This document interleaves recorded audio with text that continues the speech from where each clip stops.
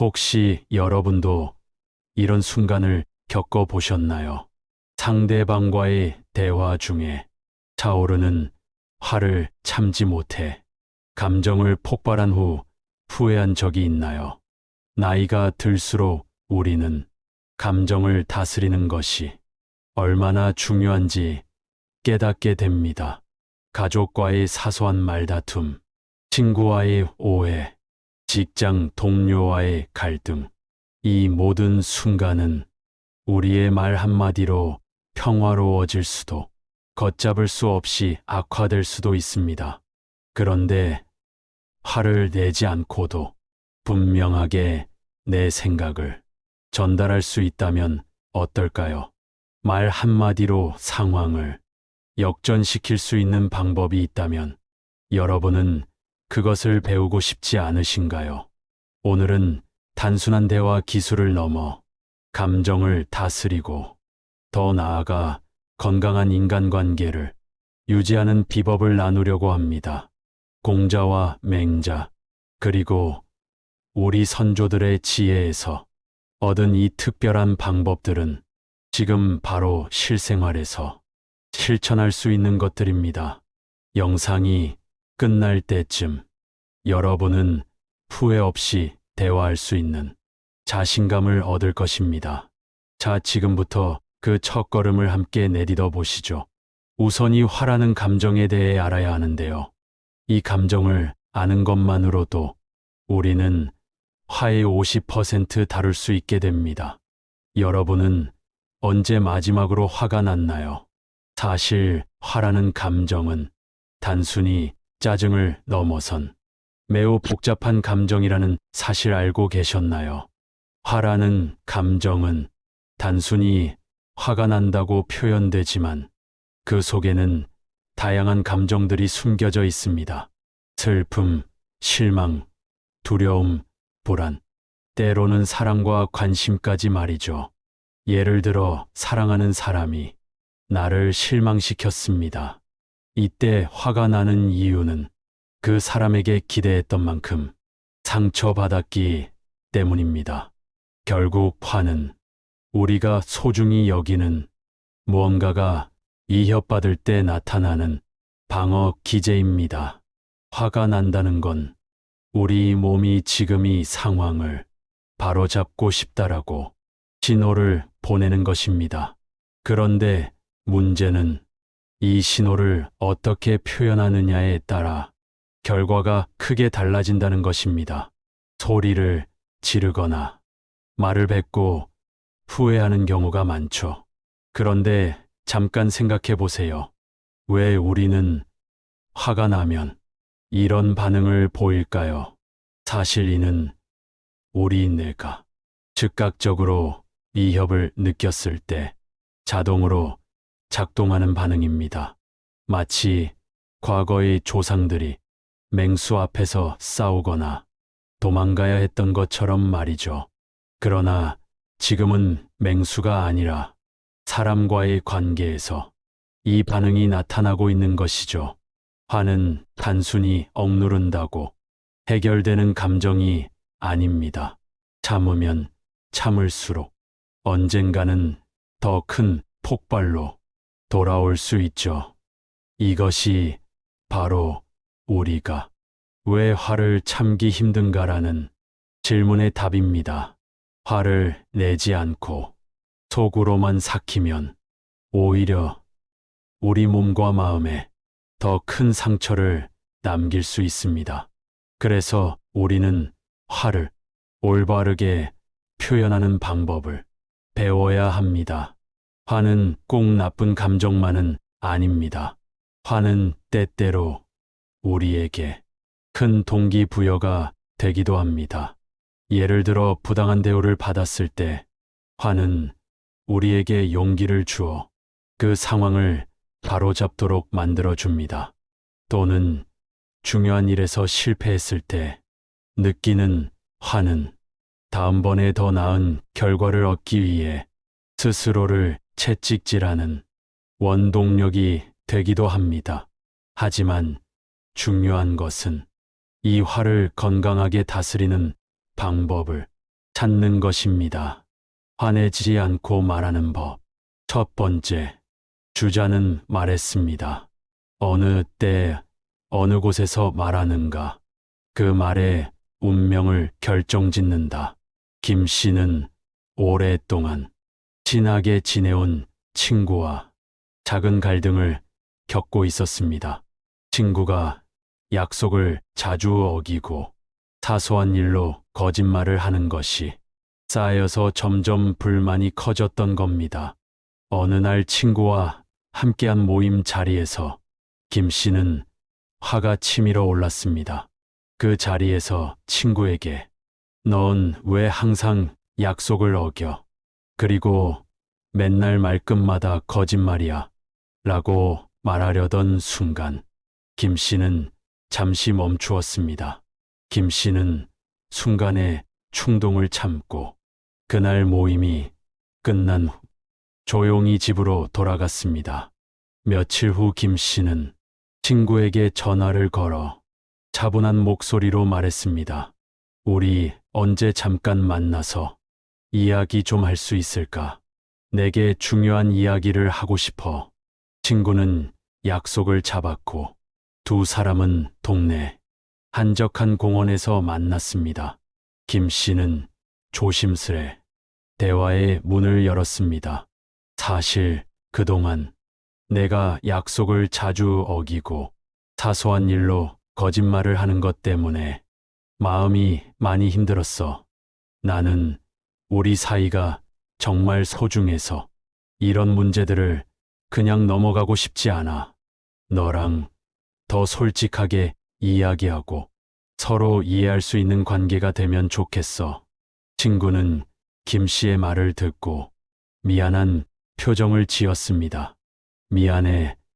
내가 너무 무책임했던 것 같아. 내가 이렇게 차분하게 이야기해줘서 정말 고마워. 앞으로는 좀 더 신경 쓸게. 김 씨는 그 순간 자신의 선택이 옳았다는 것을 확인했습니다. 만약 그날 모임 자리에서 즉흥적으로 화를 냈더라면 그 대화는 싸움으로 번졌을지도 모릅니다. 그러나 김 씨는 적절한 타이밍과 장소를 선택함으로써 친구와의 관계를 오히려 더 돈독하게 만들 수 있었습니다.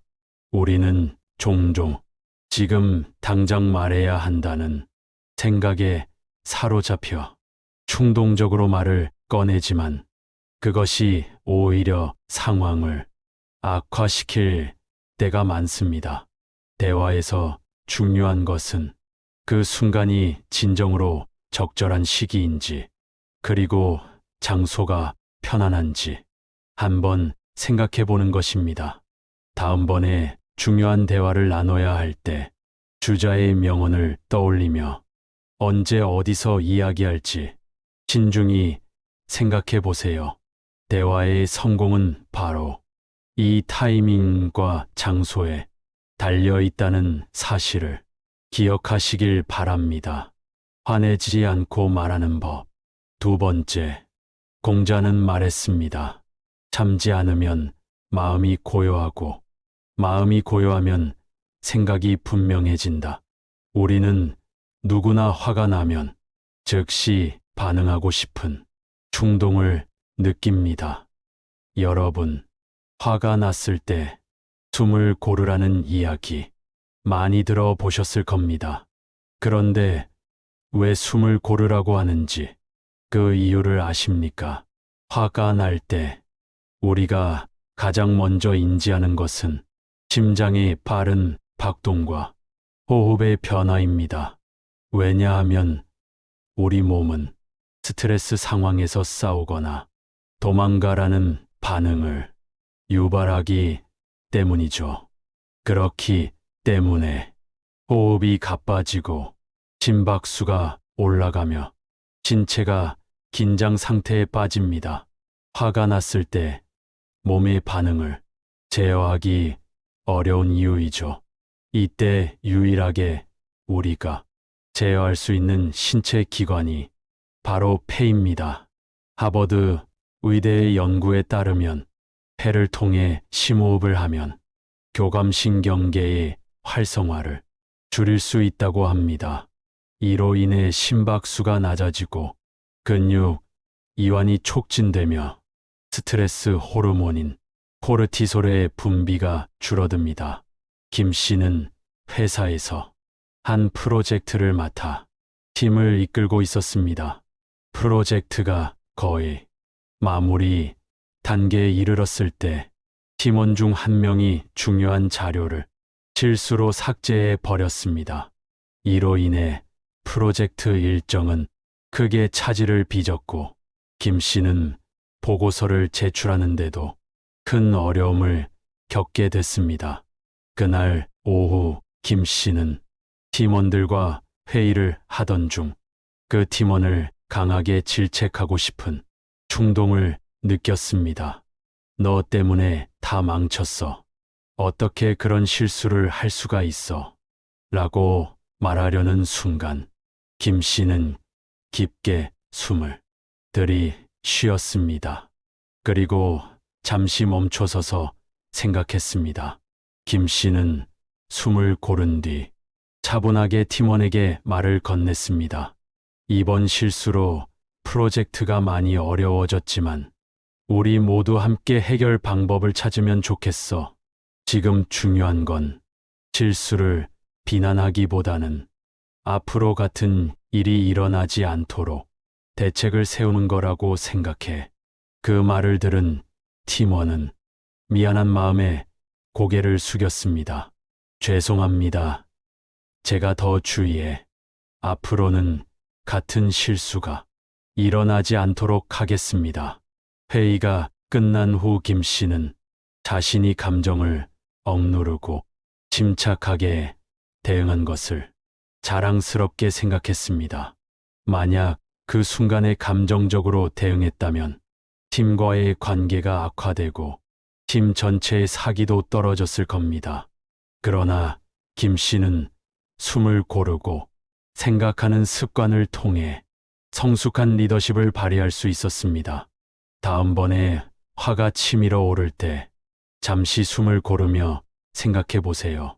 그 순간이 당신의 말과 행동을 어떻게 바꿀지 스스로 느끼게 될 것입니다. 화내지 않고 말하는 법. 세 번째, 왕양명이 말했습니다.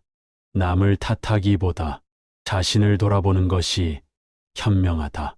김 씨는 자녀들과의 대화에서 종종 어려움을 겪고 있었습니다. 어느 날 딸이 집안일을 돕지 않는 것에 대해 화가 난 김 씨는 딸에게 너는 왜 항상 이런 식이니? 왜 매번 내가 해야 할 일을 미루는 거야? 라고 말하고 싶었습니다. 하지만 김 씨는 이를 악물며 참았습니다. 그는 이 상황에서 딸을 비난하기보다는 자신의 감정을 표현하는 것이 더 낫다는 생각이 들었습니다. 저녁 식사 후 김 씨는 딸에게 차분하게 다가갔습니다. 지금 잠깐 이야기할 수 있을까?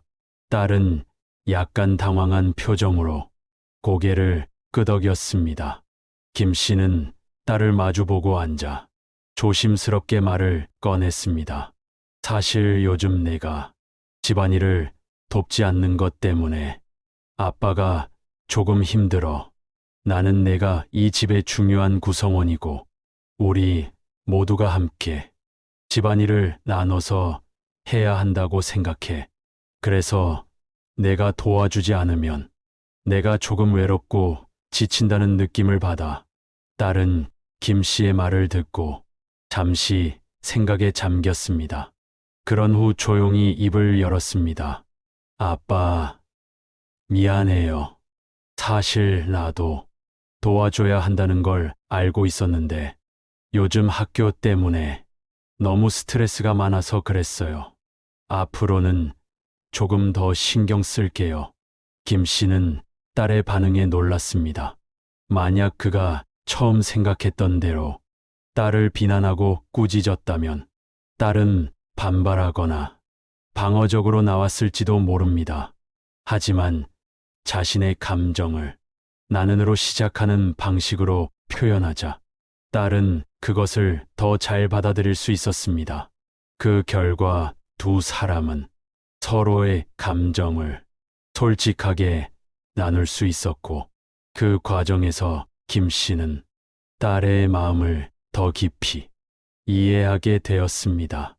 이처럼 너 때문에라는 비난이 아닌 나는 이렇게 느낀다라는 방식으로 자신을 표현하는 것은 상대방과의 대화에서 더 큰 이해와 공감을 이끌어냅니다.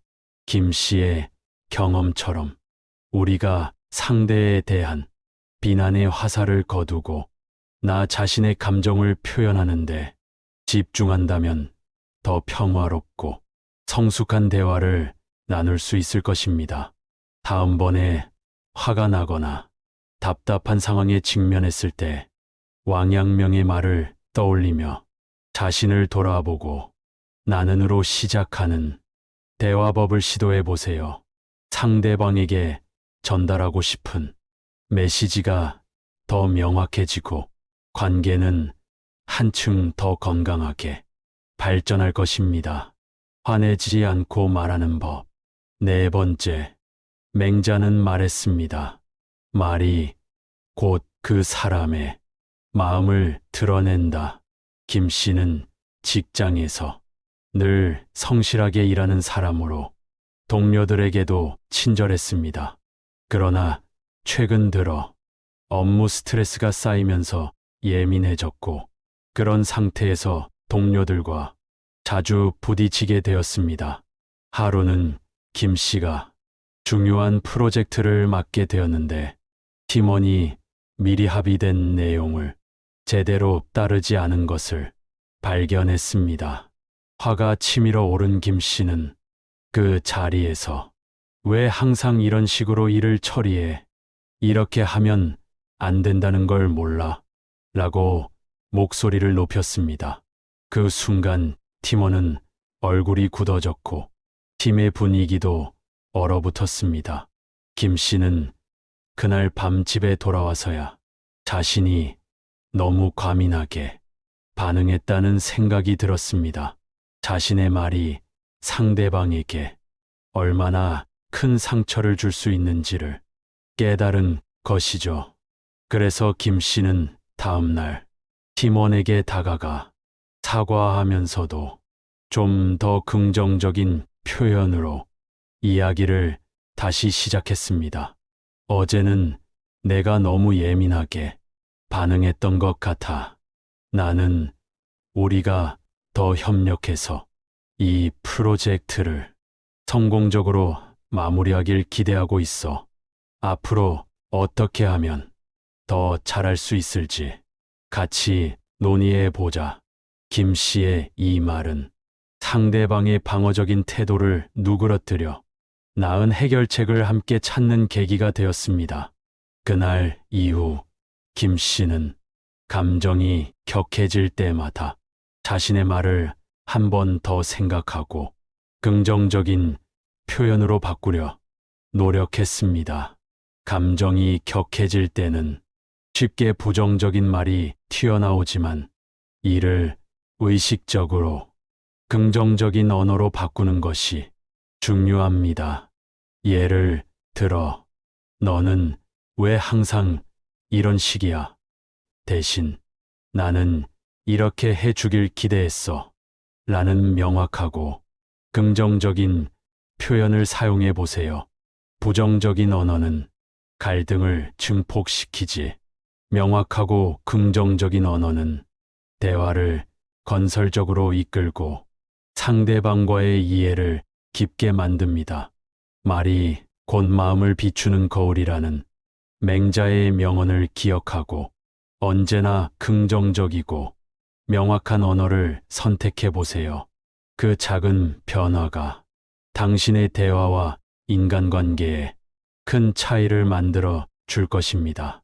화내지 않고 말하는 법. 다섯 번째, 정약용은 말했습니다. 남의 말에 귀 기울이는 것이 자신을 지키는 첫걸음이다. 김 씨는 자녀들과의 관계에서 어려움을 겪고 있었습니다. 특히 사춘기에 접어든 아들이 부모와 점점 거리를 두기 시작하면서 김 씨는 아들이 말수가 적어지는 것을 보며 걱정이 많아졌습니다. 어느 날 김 씨는 아들이 방에서 혼자 우울해 보이는 것을 발견하고 조심스럽게 다가가 물었습니다. 무슨 일 있니? 아빠한테 말해봐. 하지만 아들은 그저 아무것도 아니에요. 라고 짧게 대답할 뿐이었습니다. 김 씨는 답답하고 화가 나는 마음에 그런 식으로 자꾸 피하면 더 나쁜 상황이 될 수 있어. 라며 충고하고 싶었지만 그는 한 걸음 물러서서 침묵하고 아들의 이야기를 끝까지 들어주기로 마음먹으니 그제서야 아들은 그냥 학교에서 친구들이랑 좀 문제가 생겼어요. 그런데 말해봤자 달라질 것도 없고 괜히 더 힘들어질 것 같아서요. 아들이 조심스럽게 말을 꺼내자 김 씨는 아들의 말에 귀 기울이며 고개를 끄덕였습니다. 내가 그렇게 느낄 만하구나. 아빠도 내 나이 때 그런 일이 있었어. 정말 답답했지. 김 씨의 말에 아들은 조금씩 마음을 열기 시작했고 결국 친구들과의 갈등에 대해 솔직하게 털어놓았습니다. 김 씨는 아들의 이야기를 방해하지 않고 끝까지 들어주었고 조언을 하기보다는 그저 아들의 감정을 이해하려고 노력했습니다. 그날 이후 아들은 김 씨에게 조금 더 마음을 열고 이야기를 나누게 되었습니다. 김 씨는 이 경험을 통해 경청의 힘을 깨달았습니다. 상대방의 이야기를 들어주는 것만으로도 상대방은 자신이 존중받고 있다고 느끼게 되며 이는 두 사람의 관계를 더욱 돈독하게 만듭니다. 나이가 들수록 우리는 조언을 하거나 충고하려는 경향이 강해지지만 때로는 상대방의 이야기를 끝까지 들어주는 것만으로도 큰 공감을 얻을 수 있습니다. 경청은 단순히 듣는 것이 아니라 상대방의 마음을 깊이 이해하는 것입니다. 정약용의 말처럼 남의 말을 잘 듣는 것이야말로 자신을 지키고 상대방과의 관계를 유지하는 첫걸음입니다. 다음번에 누군가 당신에게 이야기를 건넬 때 조언이나 충고를 하기보다는 그저 상대방의 말을 끝까지 들어보세요. 그 경청의 순간이 두 사람의 관계를 한층 더 깊고 의미 있게 만들어 줄 것입니다. 오늘 우리가 함께 나눈 감정을 다스리는 대화법이 여러분의 마음에 따뜻한 울림을 주었기를 바랍니다. 대화는 단순한 의사소통의 도구가 아니라 서로의 마음을 이해하고 깊은 연결을 만들어가는 소중한 과정입니다. 이번 영상이 여러분에게 작지만 큰 변화를 가져다 주기를 바랍니다. 여러분의 소중한 의견과 경험을 글로 나누어 주세요. 그 안에서 또 다른 배움과 감동이 기다리고 있을 것입니다. 오늘 영상이 도움이 되셨다면 소중한 분들께 공유해 보세요. 구독과 좋아요도 잊지 마세요. 여러분의 대화가 늘 따뜻하고 긍정적인 방향으로 나아가길 기원하며 오늘도 여러분의 행복을 빕니다. 이상으로 힐링지혜였습니다.